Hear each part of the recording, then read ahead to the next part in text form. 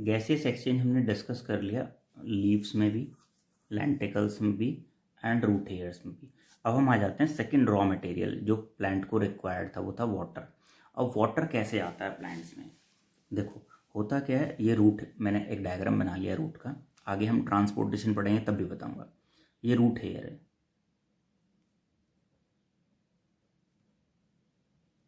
Root hair. इस ये root hair के चारों तरफ क्या होगा? सॉइल पार्टिकल्स होंगे, मिट्टी होगी, सॉइल। इस सॉइल में ना वाटर प्रेजेंट होगा, मॉइस्चर, मॉइस्ट सॉइल ले लिया हमने। अब ये जो मॉइस्चर होगा, रूट हेयर के कंपैरिजन में यहाँ वाटर की कंसंट्रेशन ज़्यादा होगी, तो यहाँ से वाटर अंदर आ जाएगा। रूट हेयर ने वाटर एब्जॉर्ब कर लिया।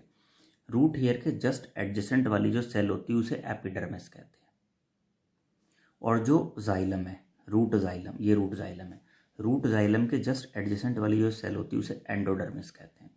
एपिडर्मिस और एंडोडर्मिस के बीच में जो सेल्स होती है उन्हें रूट कॉर्टेक्स कहते हैं। तो रूट हेयर ने किसके थ्रू, क्योंकि वाटर था ना, वाटर इधर आया ऑस्मोसिस के थ्रू, ध्यान रखना कौन सा प्रोसेस होगा यहाँ पे, ऑस्मोसिस। ऑस्मोसिस के थ्रू वाटर एब्जॉर्ब हुआ। ये वाटर अब क्या करेगा, एपिडर्मिस, रूट कॉर्टेक्स, एंडोडर्मिस और रूट जाइलम तक पहुंच जाएगा। रूट जाइलम से पहुंचेगा ये स्टेम जाइलम में, स्टेम जाइलम से लीफ जाइलम में। इस तरह से वाटर क्या होगा, ऊपर की तरफ मूव करेगा। अब बात ये आती है सोचने वाली कि ये वाटर ऊपर की तरफ कैसे मूव कर रहा है। देखो लीफ जो है ना, ये लीफ है, इस लीफ पे सनलाइट पड़ेगी, सनलाइट, जब सनलाइट पड़ेगी तो वाटर इवेपोरेट हो जाएगा, वाटर इवेपोरेट। जब ये वाटर इवेपोरेट होगा तो यहाँ एक लो प्रेशर एरिया बनेगा। क्या बनेगा यहाँ पे? एक लो प्रेशर एरिया। इस लो प्रेशर एरिया की वजह से जो लीफ जाइलम होगी उसमें एक प्रेशर आएगा, उस प्रेशर को हम क्या कहते हैं, सक्शन प्रेशर। क्या आएगा? Suction pressure, suction pressure.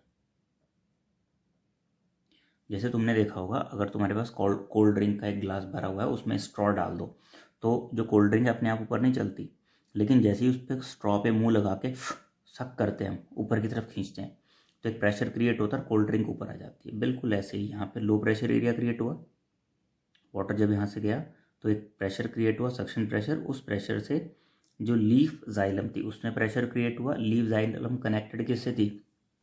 Stem xylem से। स्टेम जाइलम में प्रेशर कनेक्ट हुआ, क्रिएट हुआ। स्टेम जाइलम क्रिएट कनेक्टेड किससे थी? रूट जाइलम से। रूट जाइलम में प्रेशर क्रिएट हुआ, और इस तरह से पूरे रूट हेयर्स तक प्रेशर क्रिएट हो जाता है। ठीक है। Water required by plant is absorbed in root by root hairs from soil by osmosis. किसने एब्जॉर्ब किया है वाटर? रूट हेयर्स ने। किसके थ्रू? ऑस्मोसिस के through. Absorb water moves into root xylem. यहाँ जो वाटर एब्जॉर्ब हुआ था रूट जाइलम में आ गया थ्रू एपिडर्मिस। जो यहाँ वाटर एब्जॉर्ब हुआ था रूट जाइलम में आ गया through epidermis, root cortex, endodermis. ठीक है। फ्रॉम रूट जाइलम, अब ये रूट जाइलम से कहाँ पहुँचेगा? Water goes to stem xylem. अब ये स्टेम जाइलम से कहाँ पहुँचेगा? लीफ जाइलम तक। Upward movement of water is due to the suction pressure. किस प्रेशर की वजह से? ये सक्शन प्रेशर की वजह से।